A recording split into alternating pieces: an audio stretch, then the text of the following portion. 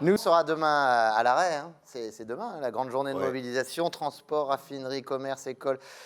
Tous les secteurs sont quasiment touchés par un mouvement qui s'annonce sans précédent. Une manifestation de grande ampleur doit totalement paralyser la capitale. Et comme la revue de presse, nous avons toujours une longueur d'avance et que nous ramenons les gens qui sont déjà décédés. Oui. C'est très bizarre cette émission. Cet événement, eh ben, on peut déjà vous faire vivre cet événement grâce au talent de Léon Zitrone qui revient ce soir. Voici Léon Zitrone.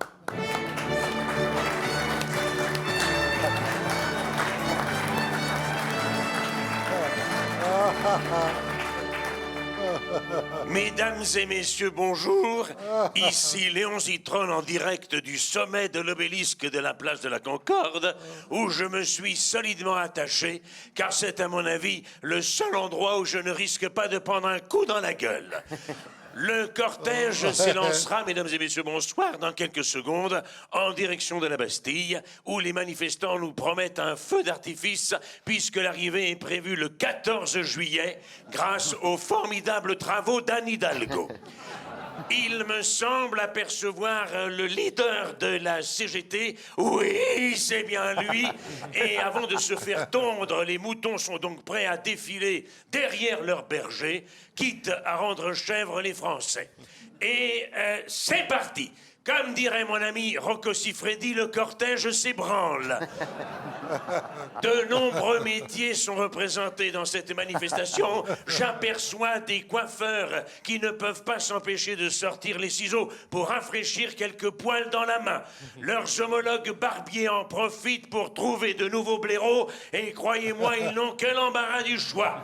Des fromagers défilent maintenant avec leur raclette. Certains sont même venus avec une fondue. Ah non, pardon, il s'agit de Sandrine Rousseau, qui ne peut s'empêcher d'envoyer des pics. Des retraités boitillants sont également présents dans la foule. On se croirait au Festival des Cannes. Je compte une 50aine de résidents d'EHPAD qui déambulent au Père-Lachaise pour regarder les appartements à vendre.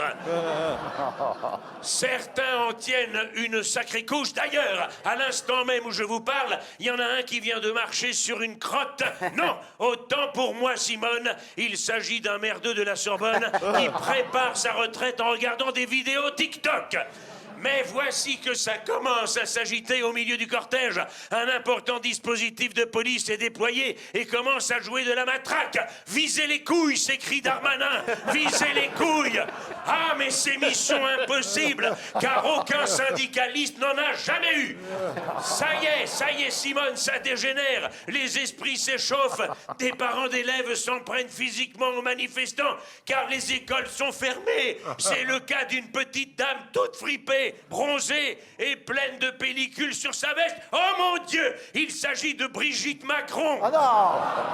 Qui vient de foutre un coup de 49.3 dans la gueule de Philippe Martinez.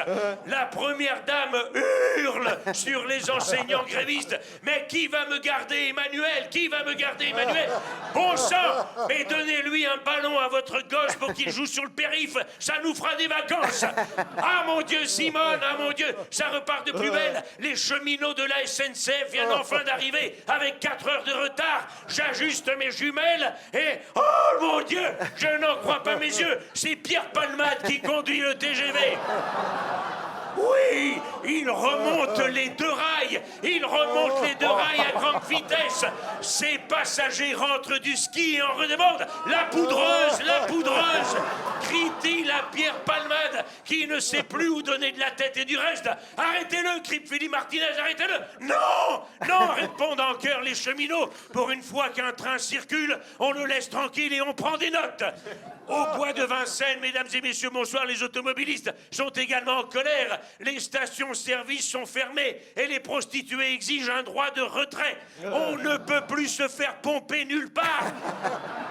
s'agace un habitué du réservoir à sec qui devra se résoudre à vidanger ce soir chez Bobonne. Les péripatéticiennes réclament également le remboursement de leurs frais de bouche. Elles s'affrontent. Les policiers n'ont pas peur de prendre des grands coups de gourdin. C'est l'extase. Gérald Darmanin, à présent, mouille sa chemise et le reste en sautant sur une grande brune basanée. Il s'agrippe sur son dos et lui impose un test de langue. Ah mon Dieu, le ministre de l'Intérieur est à l'intérieur. Oui, mais, mesdames et messieurs, la femme se débat et Darmanin tente de s'agripper à sa jupe qui se déchire et la prostituée se retrouve à poil. Oh là là, c'est horrible. La brésilienne est un Brésilien. Oh mon Dieu, et contrairement à ce que prétend Greta Thunberg, il y a encore des arbres en Amazonie. Et là, croyez-moi, c'est un magnifique baobab. Mais que se passe-t-il? Je n'y vois plus rien.